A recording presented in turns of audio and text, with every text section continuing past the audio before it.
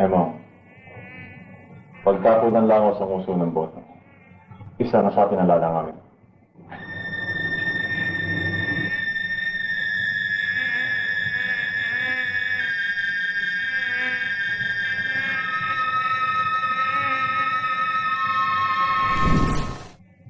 Siguro naman pare, hindi malaki ang kaibahan natin. Malaki pare. Malaki ang pagkakaiba natin. Sigurista ako eh. Hindi ako nagbabakasakali. Pag may kinatatakutan ako, inuunahan ko. Pinapatay ko. Tignan mo pare, kahit na sinong isang duwag dyan, bigyan mo ng pagkakataon. Maaari siya maging isang mamamatay tao. Diyan nga tayo iba. Dahil sa hindi ko gustong pumatay na tao. Pare naman. Kaya? Pepe, alam mo naman siguro yung sadya ko. Maaari. Huwag mo na ituloy mo. Mapapahiya ako. Dahil hindi kita mapagbibigyan. Hindi ba't sinagutan kita kanina? Wala akong magagawa. Kailangan pumunta ako saan ako tinutulak ng takot ko. Anong mangyayari sa akin? Kung wala akong gawing tungkol sa nangyari sa amin ng kapatid mo. Ano sasabihin ng mga tao? Natatakot ako? At sa loob lamang ng isang kisap mata, dagsa ang gusto sumubok sa akin. At maaaring isa ang makadisgrasya sa akin. Naniniwala ako na ang lahat ng gusto ay may pagkaayos. Kung higitin lang natin ang ating pagulang, hindi maaaring di tayo makarating sa isang kasunduan na hindi natin ikahiya sa bawat isa. Mahirap na mangyari ang iniisip mong yan. May pangalan akong dapat pangalagaan.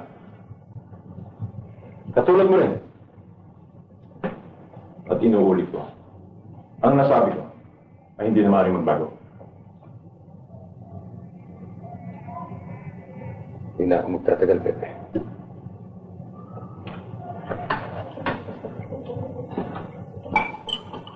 Emo, kapag napatay ko ang kapatid mo, hindi ba't babalikan mo ako?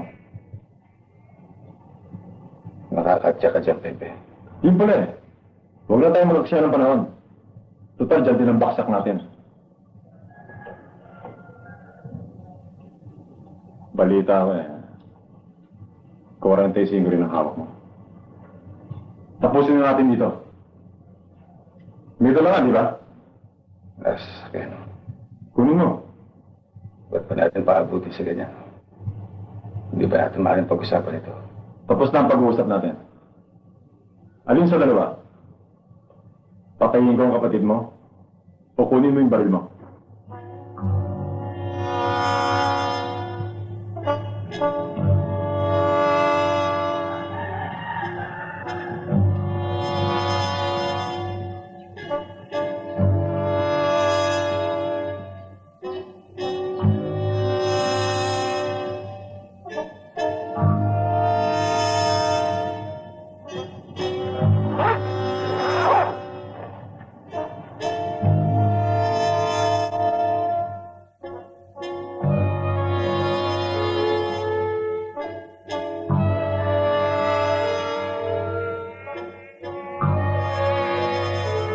Mga bata, para sa amin lang to.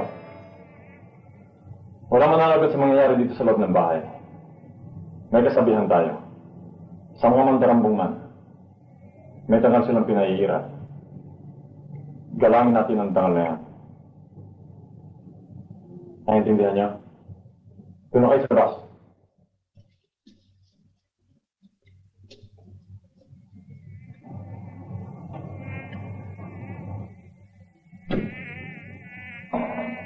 Emo, pagkakunan lang ako sa nguso ng boto, isa na sa atin ang lalangarin.